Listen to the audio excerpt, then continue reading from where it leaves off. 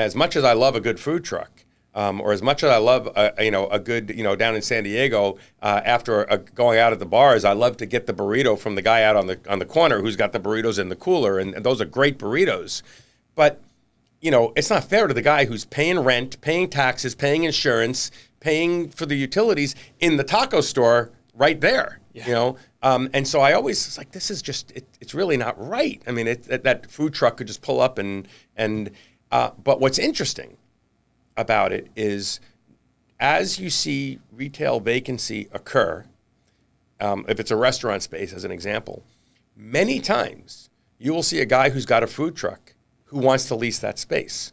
So that person actually, even though he's successful or she's successful in a food truck, really has a dream of opening a brick and mortar store. It's interesting. It is. And I don't see that. Retail is going to be a challenge, and it's changing, but I don't think it goes away. There's still there's interaction. There's still that experience. Right. It's changing. Yes, you're when we were kids, going to the mall was what you did. It was the event. Matter of fact, we probably drove our bikes to the mall. These days, God forbid, your kid should take your bike off the street and it's an Amber Alert. I mean, it's but nobody, they don't go and hang. The mall is the chore now, right? No one spends the whole day at the mall. So malls are changing. But to me, and again, maybe I'm still old school, I still like to go to Publix or Whole Foods and pick my apple and pick my banana and look at the spinach that I'm buying. I do too. Maybe I'm old school too. And so I can order some things on Amazon, the necessities, the almond milk or this or that or whatever. Right. And I do sometimes. But the other thing is, it's somewhat part of my wife and my kids and I. We will actually, going to Costco is a thing that we do. Sure. It's fun. Yeah. And you know what happens? Unfortunately, you buy 17 things you didn't think you were going to buy, but that's part of the fun too, And that's why I think retail will change, but it won't go away.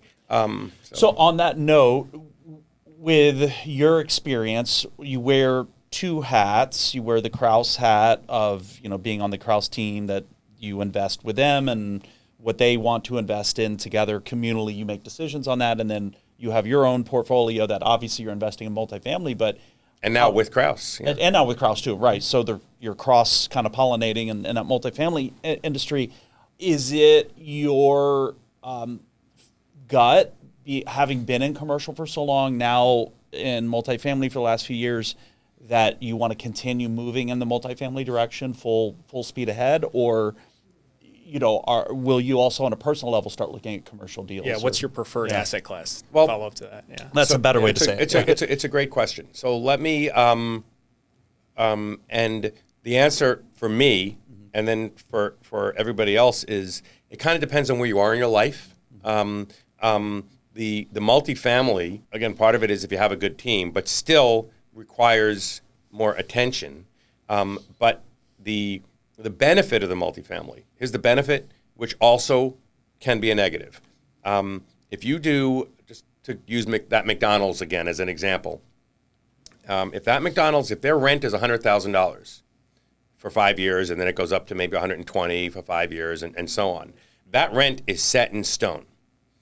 If that McDonald's is paying $100,000, and 5 years from now they're paying $120,000, but you could have gotten Chick-fil-A into that same space to pay you $300,000.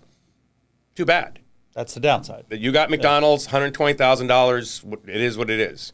On the flip side is if all of a sudden there are 3 vacant pads on the street and McDonald's could move over there for $80,000, too bad. Now, it doesn't mean that they're not going to try to come to you and renegotiate the next option or something. But if you know it's a good store, you kind of got them. So when you do long-term single-tenant net lease assets, or even shorter-term, you have a nail salon in a shopping center, they sign a 5-year lease with options. And the options, by the way, are only good for the tenant. They're never good for the landlord. So an option, people go, well, I'll give you a 5-year option. Just understand that only the tenant has the right to exercise that option. It's the landlord is stuck. So you don't necessarily want options. But let's use the nail salon instead of McDonald's. That nail salon, the rent is the rent for the next 5 years. Whether the market goes up or the market goes down, if they want to stay in business there, and they're going to pay you that rent. In multifamily, you have the ability to reset your rent annually. Or if a tenant chooses to stay month to month, technically you could reset the rent monthly. Now, that's not being a good landlord if you change your rent every month. That's a different story. And so you still should be a good landlord. But still, even annually, yeah. Annually, absolutely. So you have the ability. And we've seen, especially South Florida here, but I think across the country to an extent, have seen significant rent increases the last 3 years due to inflation and everything else that's happened, and a lack of supply. So we benefited from that upside the last few years, because each year you're able to increase the rent. Yeah. Which allows you to also buy distressed assets and add value. And don't let me forget to do the quick formula to show somebody why commercial real estate is just so much more exciting than, let's just say, single family for a minute. But to answer your question on, if you have a shopping center, right, you're stuck. The market could go down, you got it, good for you. The market could go up, you're stuck at the rents that are there. So you don't have the ability to add value as quickly. Now, in a shopping center, if the lease is done correctly, as costs go up, you get to pass those costs through to the tenants, what's known as a triple net lease. And again, not to get too far off topic, but you do have some shelter in the retail. In multifamily, you have to recapture your expenses in the rent. And so that's actually been a problem in Florida right now. Insurance has gone up so much, and we cannot raise the rents enough to make us where we were last year, which is why the tenants, you're raising the rents on tenants and they're yelling at you, and they don't understand. You're not even coming close to covering this insurance bill I just got. Right. So multifamily has a lot more flexibility and a lot more of the ability to truly be a hedge against inflation. As costs go up, you can raise your rents. Yeah. Retail or commercial has the ability to have less headaches and less challenges, because you sign a lease, Kelly Grant law firm signs a lease for 5 years. I pretty much don't have to worry about that space for the next 5 years. Mm-hmm. However, when Kelly Grant law firm leaves, it might take me... The vacancy rate, or the vacancy length. Right. Yeah. It could take me 6 months or longer to find a tenant. It could take me 3 months or longer after I find the tenant to get the tenant to start paying rent. You have to do improvements, which many times come from the landlord's pocket. Build out, so tenants say, hey, I want a wall built here, I want a front desk built here, and I mean, incentivize them. The joke I tell usually when I try to compare that is, I have Chipotle, and they want to come into one of my spaces, and they walk into the space and they say, yeah, this is a great space. This could work for us. We like the neighborhood, but in Chipotle, the bathrooms are always in the back left corner, so you need to move the bathrooms. And in Chipotle, we always like to, I'm making this up, but you get the idea. And in Chipotle, we always like to have the back door line up with the front door, so you need to move the back door. And you know what I'm doing while I'm having this meeting? I'm taking notes. You know why I'm taking notes? Because I'm going to go get a price to figure out how to move the bathrooms, how to move the door. The hood needs to be over here. How am I fixing the fire sprinklers? I am actually, as the landlord, figuring out what it's going to cost me to do the Chipotle deal. Sure. Now, come over to my apartment building. You move out, Larry shows up, he goes, I love this unit, but could you take the bathroom and move it over here? Like, what are you kidding? See you later, right? So you don't have to do that. And if Larry doesn't take the unit, somebody else will. There's only two factors in why your unit stays vacant. Only two, right? Your rent is too high, or it's a piece of garbage, and you need the condition, right? The condition of the unit or the property. Both of those things are things you could fix. You could lower your rent, right? Or you can fix your property. And that's somewhat true in commercial, but some location plays a big part of commercial. In multifamily, it doesn't. If you want to be in Boca Raton or in Delray Beach, you don't necessarily care if you're on this street or this street, as long as it's a unit that suits your needs, both economically and amenity-wise.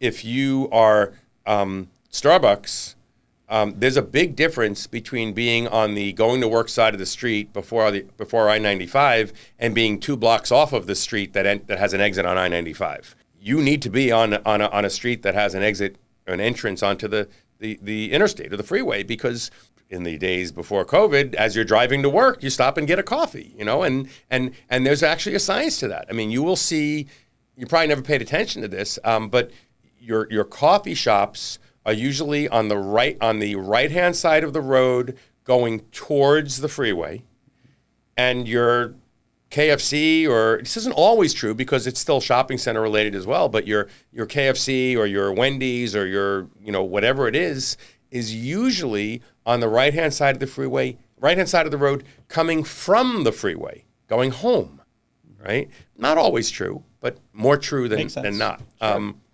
In multifamily, not so much. So you have a wider net that you could cast in multifamily. It's an easier thing to run, and it's less expensive to run when you make mistakes are easier to fix. And I would say there's one added thing we saw, which probably is not something we'll hopefully ever see again in our lifetime, but multifamily is not so susceptible to market shocks. I mean, look at what happened with COVID. Obviously we know the office market is collapsing because of people now working from home, and all of that started with COVID, or certainly escalated it. Maybe it started a little prior to COVID, but with multifamily, people need a roof over their head. Especially in the supply situation we're in with all the assets limited supply, stable or increasing demand. Again, what I say, I look at large demographic factors too, changes. Not getting political here, but we have millions of people coming across the border every year. We have our legal immigration, and then we have millions of those coming across the border illegally. They need a place to live. They're not going to be deported. It's just not going to happen. I think we all know that. So we need housing for these folks in all of these, especially in these growth states. Most of these folks are not going up to North Dakota to work, and many of them are not going up to Massachusetts. They're coming to Arizona, Texas, Florida, the growth states. So that's a big demographic factor that I look at for multifamily. Very true. And look, again, not getting political at all, but we still are a capitalist society that's based on business doing what businesses will always find a way. Successful businesses will always find a way to provide a service that people need and then make money doing it. Housing, no matter what quality level of housing you provide, will always be in demand until, and one day this will happen, but but the lag time of it is long. So therefore, you'll be able to see it coming, unless and until there are major incentives for people. Major. I mean, not like you said. Well, there are incentives now, but they're window dressing incentives right now to get people to build lots and lots and lots of housing to accommodate affordable housing. Yes. There will always be a supply-demand imbalance, and so you will always be able to, if you provide a clean, safe is a hard thing. I hate to say the word safe because I have no control over the fact that maybe your neighbor does something stupid or whatever. Yeah, right. But a clean place where the air is cold, the water is hot, and the roof doesn't leak, you'll always be, and you're a good landlord. You'll always be able to find a tenant. You'll always be able to weather the storm. It's truly, a supply-demand imbalance. Yeah. Even the affordable housing that's being built isn't necessarily super affordable. That's right. That's one thing. That's the problem. Then on top of that, going back to just illegal immigration, right? It's most of those buildings won't take those types of people either because they need certain background checks done. So because most of those buildings that are being built are more institutional level stuff, right? And so they have certain requirements that you need to meet. So they end up funneling down to assets like we own. Yeah. Right? Yeah. I love Yeah. this asset class. As a matter of fact, going back to my wife and my daughter for a minute, who are the worst tenants you could ever have, right? Not only, I hope they don't watch this, Jay. not only are they the worst tenants you could ever have, but let's use my daughter as an example. Not only is she the worst tenant you could have because she expects a level or a quality because of the way that she grew up or whatever it is. Class A plus housing. Yes. But I can assure you that when my daughter, so she now lives here, but when she rented her Class A apartment, that, by the way, I give both of my kids 1,000% credit for what they've done in their life. I'm very, very proud of them. I have never paid their rent. They pay their rent. And so if my daughter lives in a Class A high-rise, which she was in Philadelphia, with a gym and amenities or whatever, She's earned the right to complain. Exactly. She's paying her rent. It's her, Yeah. her. Yep. But I can assure you, when she signed that lease, and she's living there with her now. She was living there with her now fiance, and like I said, they're both here now. But when they signed that lease, I can assure you, they didn't move into that apartment and say, "We'll be able to raise our family and retire here." Mm-hmm. It was, "This will be good until we can find a place of our own," right? And so, in the Class A tenant world, as long as to an extent, it's much more transient. Those tenants, those people have the ability and the wherewithal to move to the brand new building that just opened down the road if they want to, or eventually buy a house. Again, I don't condone what I'm about to say, but this is just the way that it is right now. And so that's why I say if I provide a good product, at least it works. Many of my tenants don't ever move in and say, "This will be good until we can buy our house." Some might, but most don't. If you enjoyed this episode, please like and subscribe to the channel, and thank you very much.